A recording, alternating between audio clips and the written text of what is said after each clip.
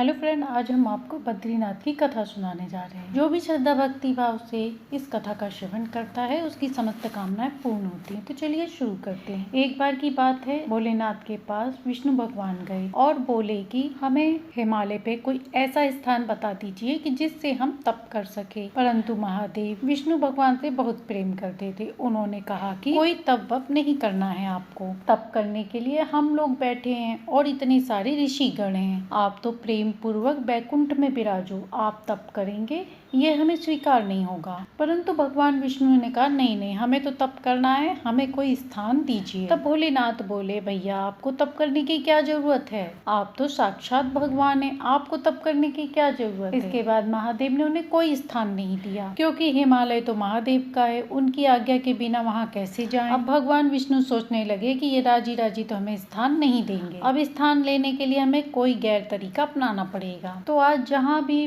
बद्रीनाथ स्थान है वहाँ पर पहले शिवजी माता पार्वती विराजमान थे और बद्रीनाथ देवताओं का पर्यटन स्थल है और यहाँ पर देवगण घूमने आते हैं। जैसे 6 महीने के लिए मानव लोग वहाँ घूमने जाते हैं और 6 महीने बाद जब रास्ता बंद हो जाता है तब वहाँ भगवान घूमने जाते हैं, इसीलिए ये देव की पर्यटन स्थली कही गई है। और बद्रीनाथ के ठीक सामने एक सप्त कुंड है जहाँ माइनस टेम्परेचर में भी इतना गर्म जल निकलता है कि लोग अपने आप उस जल में स्नान करते हैं, जिसे सप्त कुंड कहते हैं। और उसी कुंड में महादेव और माता पार्वती ब्रह्म मुहूर्त में स्नान करने जाया करते थे। एक दिन महादेव जी और माता पार्वती सप्त कुंड में स्नान करने गए तो वहाँ उन्होंने देखा कि एक नन्हा सा बालक सप्त कुंड के पास सोया है। ये सब देख के दोनों घबरा गए और माता पार्वती उस बालक के पास गई और जैसे ही उसे उठाने लगी महादेव बोले रुक जाओ, ये कोई ऐसा वैसा बालक नहीं बल्कि मायावी बालक है। इतने विशाल पर्वतों के पास इतना छोटा बालक कहाँ से आ सकता है,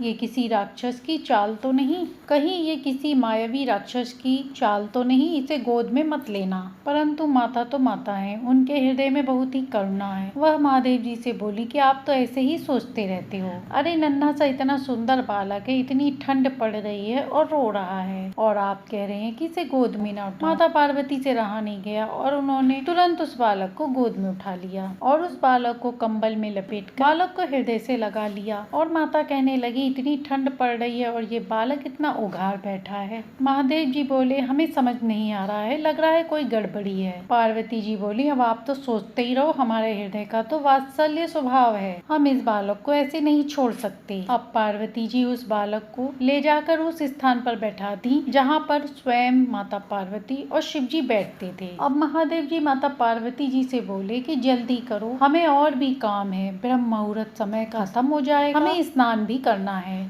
पार्वती जी बोली ये बालक अकेले छोड़ के जाएंगे तो ये रोएगा, इसको खेलने के लिए कुछ खिलौना दे दें। शिव जी बोले यहाँ कौन सा खिलौना आएगा। तभी वहाँ एक बेर का वृक्ष उगाया और बेर को संस्कृत में बद्री कहते हैं, जिसे बद्री फल कहते हैं। अब माता ने उसमें से कुछ फल तोड़कर बालक के पास रख दिए। अब वह बालक उन्हें गेंद समझकर खेलने लगा। जब माता पार्वती ने उस बालक को खेलते हुए देखा तो उन्होंने शिव जी से कहा कि जब तक ये बालक इससे खेल रहा है तब तक हम दोनों स्नान करके आ जाते हैं। अब जैसे ही महादेव माता पार्वती के साथ सप्त कुंड में स्नान किए वैसे ही सब कार्य किए और लौटकर बालक के पास आए तो उस स्थान का मुख्य द्वार बंद था। खूब प्रयास करने के बाद भी जब वह द्वार नहीं खुला, महादेव ने क्रोध में भरकर उस द्वार को जैसे ही देखा तो वह द्वार अपने आप ही खुल गया, परंतु वह बालक वहाँ नहीं था। अब वहाँ पर शंख चक्रधारी गदा धारण किए ऋषि के रूप में बैठे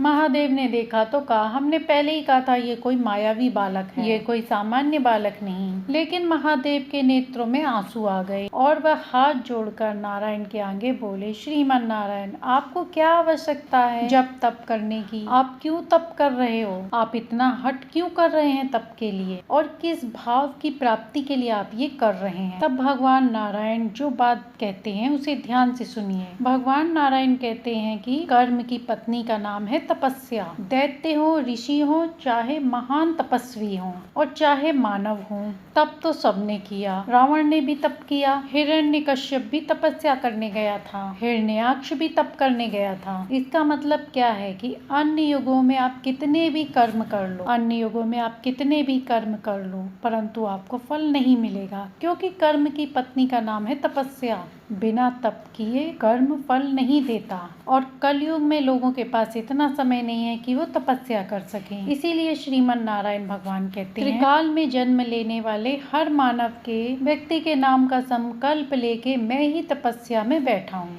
इसीलिए मैं तपस्या कर रहा हूँ। तो प्रेम से बोलिए बद्रीनाथ महाराज की जय। एक बार की बात है, पुजारी जी से एक गलती हो गई कि उन्होंने ठाकुर जी के सामने खीर रखने की जगह, मिठाई रखने की जगह कढ़ी रख दी, और कढ़ी के पीछे चावल रखे, चावल के पीछे मिष्ठान रखा, और सारी चीजें सजाकर रसोई घर की किवाड़ बंद करके और 45 मिनट के लिए पुजारी चले गए। और 45 मिनट बाद जैसे ही पुजारी जी अंदर आए तो उन्होंने देखा कि सिंहासन पे ठाकुर जी है ही नहीं। अब पुजारी जी उन्हें ढूंढने लगे, पूरे मंदिर में हल्ला हो गया कि ठाकुर जी गायब हो गए। कोई ने कहा छोटे से ठाकुर जी हैं, हो सकता है कढ़ाई में गिर गए हों। अब जैसे ही ठाकुर जी के सिंहासन की आगे वाली कढ़ाई में चमचा डाल के देखा गया तो वैसे ही ठाकुर जी उस कढ़ाई में निकल आए। अब ये देखकर पुजारी जी हंसने लगे और कहने लगे, अरे ठाकुर जी को कढ़ी इतनी भा गई कि ठाकुर जी उसी में कूद गए। अब तो भैया आज से रोज कढ़ी बनेगी ठाकुर जी के लिए।